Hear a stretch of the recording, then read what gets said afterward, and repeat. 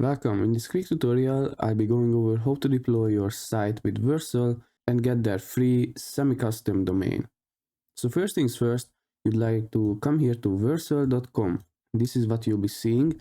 And now you can, if you do have an account or created one, just don't know how to do it, then you can log in. Otherwise, just simply sign up. You should probably be choosing the hobby plan because that's the free version. You enter your name. So for deploying a site in Vercel, you'll be needing a Git provider, which can either be GitHub, GitLab, or Bitbucket. I will be using GitHub, and it will be really flexible because whenever you commit to that repository and push it up to GitHub, Vercel will automatically update your site. After that, just log in and I see you there. After you've created your account, you'll be seeing something like this: deploy your first project.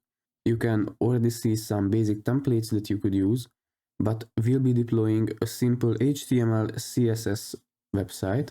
The way you do it is by coming here to import a repo from your Git provider. You can already see this is what we'll be deploying. This is the site I wanted to deploy. But if it's not visible for you, don't worry about that. It says missing Git repository, adjust GitHub app permissions. It will ask you to sign into your GitHub account, and after you done that, you scroll down, and here you'll be able to see either give access to all your repositories, which I wouldn't recommend, or only select repositories that you want. And if you click select repositories, you can search for your own repos and choose anything that you want to deploy. After that, just save it and come back to Vercel. And then I'll be clicking the import for the responsive site. You can choose a project name here, or if you have frameworks presets, then it will change the root directory and the build options and everything else accordingly so that that framework will deploy properly. But since I'm using only an HTML and a CSS file, I shouldn't be doing that. Then you simply press deploy and just wait until it finishes. So now that it's finished, this is what you should be seeing. And there is a continue to dashboard. I'll open this up in a new tab, or you could just click on the app and it will open the site for you. You can see the name is responsive site 7.vercel.app. Now this responsive site 7 I can easily change. That's why I've opened up the settings.